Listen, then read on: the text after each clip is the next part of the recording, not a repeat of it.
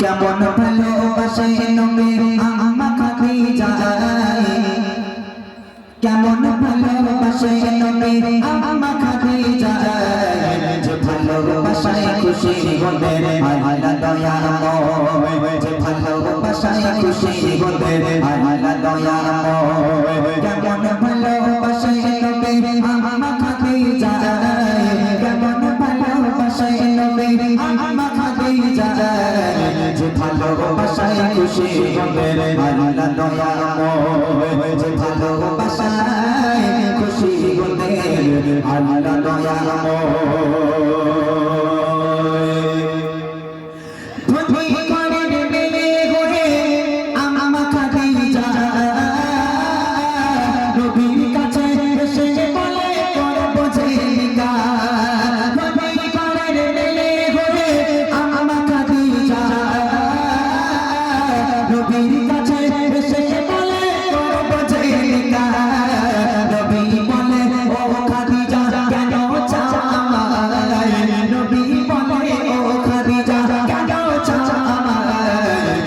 নকে যত দিয়েছে নকে গহনয় নকে যত দিয়েছে নকে গহনয় কেমন ভালোবাসে নবী আম্মা খাদিজা কেমন ভালোবাসে নবী আম্মা খাদিজা যে ভালোবাসায় খুশি হলে আল্লাহ দয়াময় যে ভালোবাসায় খুশি হলে আল্লাহ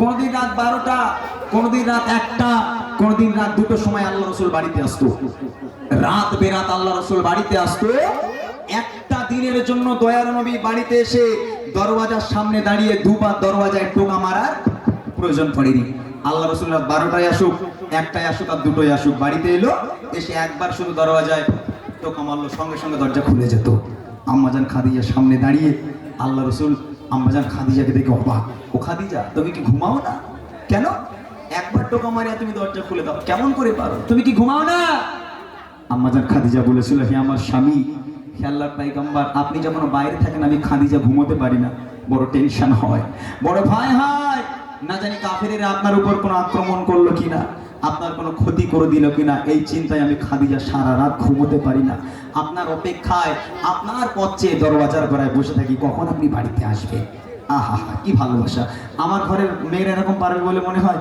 স্বামী যদি রাত 12টার সময় কাজ থেকে বাড়ি আসে আল্লাহ রাসূল বাড়ি এসে একবার টোকা মারতো আর আমাদের মতো ভাইরা বাড়ি গিয়ে টোকা মারা দূরের কথা কিল মেরে ঘুষি মেরে লাথি মেরে দরজা ভেঙে গেল দরজা ফেটে গেল আমার মায়েদের ঘুম ভাঙে না সব জান্নাত থেকে ঘুরে বেড়াচ্ছে হায় হায় কি ভালোবাসা ওই আমার লোকের সঙ্গে বলবো না আমার স্বামী আমার সোনার চাঁদ কি ভালোটাই না আমি বাসি আল্লাহ রাসূল কি শিক্ষা দিয়ে গেছে আর আমরা কি শিক্ষা নিচ্ছি তার কথা কি করছে দিনের দাওয়াত দিতে নবী চার কোতারে তারে অপেক্ষাতে বসে থাকে বিবি নিজের ঘরে দিনের দাওয়াত দিতে নবী চার কোতারে তারে অপেক্ষাতে বসে থাকে বিবি নিজের ঘরে দরজা ঠোকাতে বার সাথে দরজা খুলে যায় দরজা ঠোকাতে বার সাথে দরজা খুলে যায় বিবি বলে আপনি ছাড়া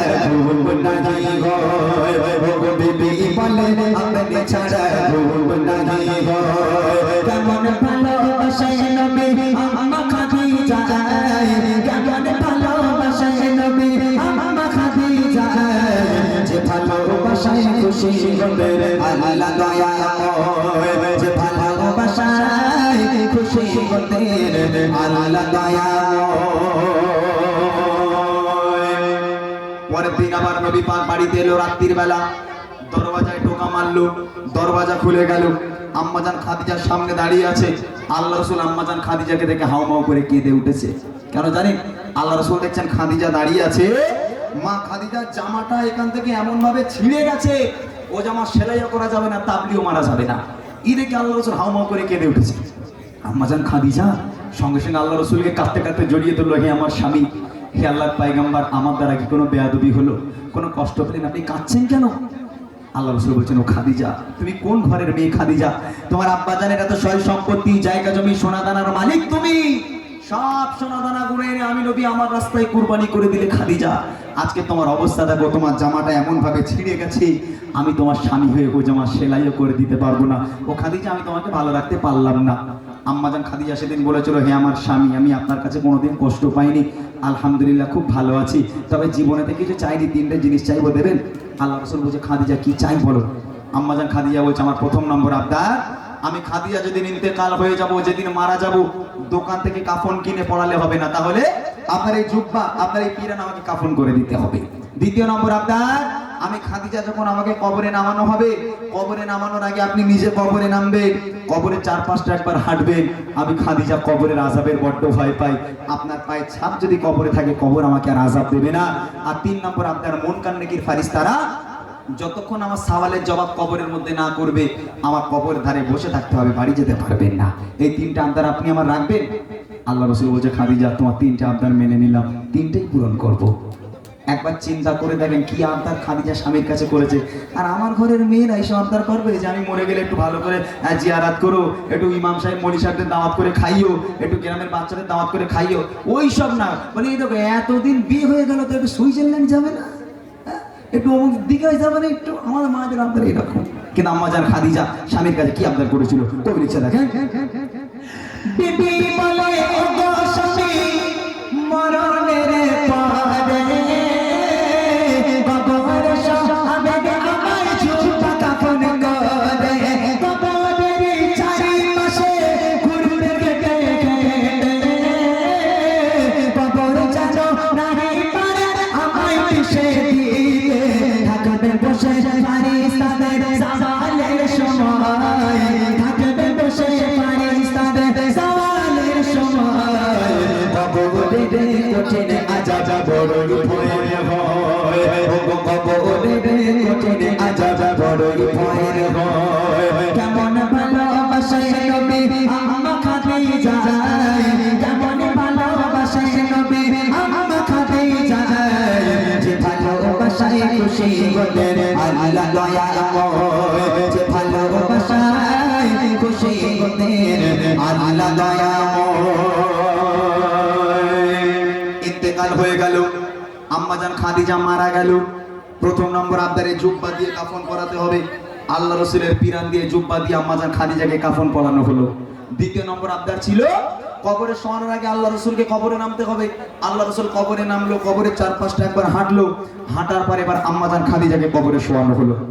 কবরে শোয়ানোর পর মুখটাকে কোন দিকে রাখতে হয় জানেন তো? কোন দিকে রাখতে হয়? পশ্চিম দিকে, কেবলার দিকে রাখতে হয়। তো কবরের মধ্যে আম্মাজান খাদিজার মুখটাকে নিয়ে যতবার কেবলার দিকে ঘোরানো হয়, আম্মাজান খাদিজার মুখটা অটোমেটিক ঘুরে আসমানের দিকে হয়ে যায়। আবার একবার চেষ্টা করা হলো, আবার একবার খাদিজার মুখটাকে কবরের মধ্যে পশ্চিম দিকে কেবলার দিকে ঘোরানোর চেষ্টা করা হলো, আবার খাদিজার মুখটা ঘুরে অটোমেটিক আসমানের দিকে হয়ে যায়। সাহাবারাও পেরেশান, আল্লাহ রাসূলও পেরেশান, মুখ কেন কেবলার দিকে ঘুরে না, কি ব্যাপার? তিনবার চেষ্টা করা হলো, তিনবার আম্মাজান খাদিজার মুখটা কেবলার দিকে ঘোরানোর চেষ্টা করা হলো, কোনো মতে কেবলার দিকে ঘোরে না, অটোমেটিক আকাশের দিকে হয়ে যায়। আল্লাহ পাক আল্লাহ তাআলা আরশে আজিম থেকে খবর পাঠালে, আমার বন্ধু চিন্তা করবেন না, চিন্তার কারণ নেই। আমি আল্লাহ চাই না খাদিজার মুখটা কেবলার দিকে থাক, কেননা খাদিজা দ্বীন ইসলামের জন্য, কোরআনের জন্য আমি আল্লাহ আমার জন্য এত কষ্ট করেছি, এত রক্ত ঝরিয়েছে, নিজেকে এত কুরবানি করেছে। আমি আল্লাহ খাদিজার উপর এত খুশি হয়ে গেলাম। আমি আল্লাহ চাই না খাদিজার মুখটা কেবলার দিকে থাক, আমি আল্লাহ চাই খাদিজার মুখটা সরাসরি আসমানের দিকে থাক, যাতে করে আমি আল্লাহ আরশে মুআল্লায় বসে বসে কবরের মধ্যে থেকে আমি আমার খাদিজাকে প্রতিনিয়ত দেখতে পারি। একবার জোরে বলুন, জোরে হবে না সুবহানাল্লাহ? কি ভালোবাসতো আমার আল্লাহ খাদিজাকে। এই খাদিজাকে নিয়ে কত কথা। আল্লাহ পাক বলছে, ওরে ওই খাদিজা দ্বীন ইসলামের জন্য, কোরআনের জন্য অনেক কষ্ট করেছে, আমি আল্লাহ ওর উপর খুব খুশি। খবরদার ওই মুখটা কেবলার দিকে ঘোরাস না, দুনিয়ার সব মেয়ের মুখ কেবলার দিকে কর, শুধু খাদিজার মুখটা আকাশের দিকে রাখ। আমি আল্লাহ আরশে মুআল্লায় বসে বসে আমি আমার খাদিজাকে প্রতিনিয়ত দেখবো। এই হলো সেই খাদিজা যাকে আল্লাহ রাসূল সবচেয়ে বেশি ভালোবাসতেন, এবং আল্লাহ পাক আল্লাহ তাআলা আরশে আজিম থেকে আল্লাহ পাক তাকে সালাম পাঠিয়েছিল। শেষ কথা কোন ইচ্ছা দেখেন, যত সবাই খাদিজাকে কেবলাতে মুখ করে, তত তারে আসমানে দিকে চায় যে জোরে। আল্লাহ বলে,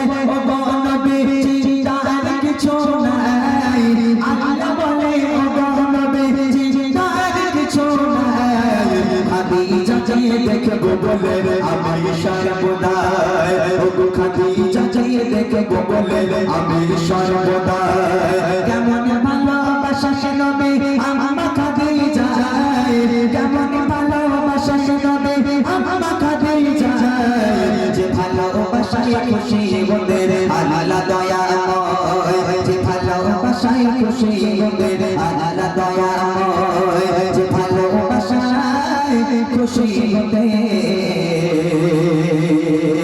আল্লাহ